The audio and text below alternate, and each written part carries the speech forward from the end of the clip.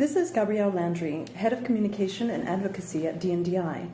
I'm here today talking with Eric Stobbaerts, Head of DNDi Latin America, on the occasion of Chagas Day, which has been initiated by the International Chagas Federation, FindeChagas. So Eric, can you tell us, just in a few words, a little bit about Chagas disease and the role of patients in addressing this disease from an R&D perspective? I mean, we know that Chagas disease remains a neglected disease. It's considered one of the most neglected disease around the world, and it's affecting millions of people in Latin America. So it's really with a lot of happiness that we see the patients getting organized. The setup of the federation has been really a very important breakthrough. We've been supporting this initiative with a lot of enthusiasm.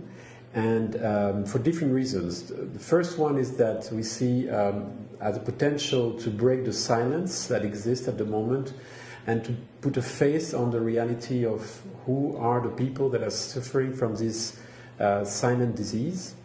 So it's very important that the patient mobilize themselves and they vocalize the problems and the needs.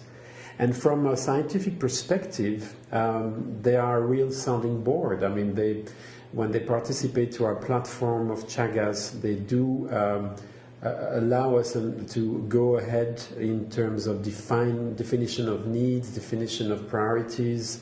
It's a real sounding board to have a dialogue and a presence of patients in our decision-making processes.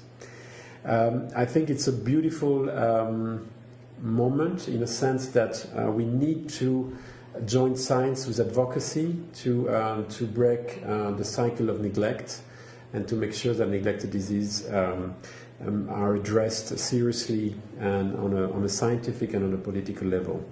Okay, great. Can you tell us a little bit about the Chagas program in Latin America that DNDi is carrying out? So we've been working a lot in the last years, and we've been developing our portfolio on Chagas on many fronts.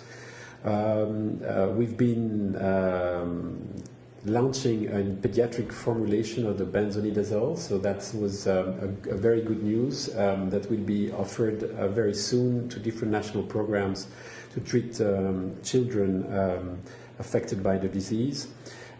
We've been starting very promising phase 2 trials in Bolivia on a new potential treatment. We hope that by next year we'll get into phase 3, and that will be also bringing hopefully new possibilities for patients around the world that suffer from Chagas. Lastly, we've been starting studies in Argentina, but soon in other countries on pharmacovigilance to make sure that the use of the existing drugs are respected and are actually optimized. And very quickly, just to let this clear, we are also developing a lot of upstream science, a lot of things that are not really going yet into clinical trials, but preclinical stage lead optimization of promising compounds, and I hope that this portfolio will continue to grow. So there's been a lot of work being done by DNDi on Chagas. We can't say that nothing is there available. There's certainly a lot of potential for the future, and we need to continue to work in a very focused way to get there. So if you had to give just one message today on Chagas Day, what would you say? What do we need now to address the needs of Chagas patients? I mean, on an urgent mode, I would say that considering the millions of patients, the million of people positive to a diagnosis of Chagas disease, I think we need to really get the word out there that it's time to treat. It's time to put people under diagnosis and under treatment. There is a couple of treatment available. I think it's really a call to the medical community to start treating patients. Thank you, Eric. This was a DNDi podcast.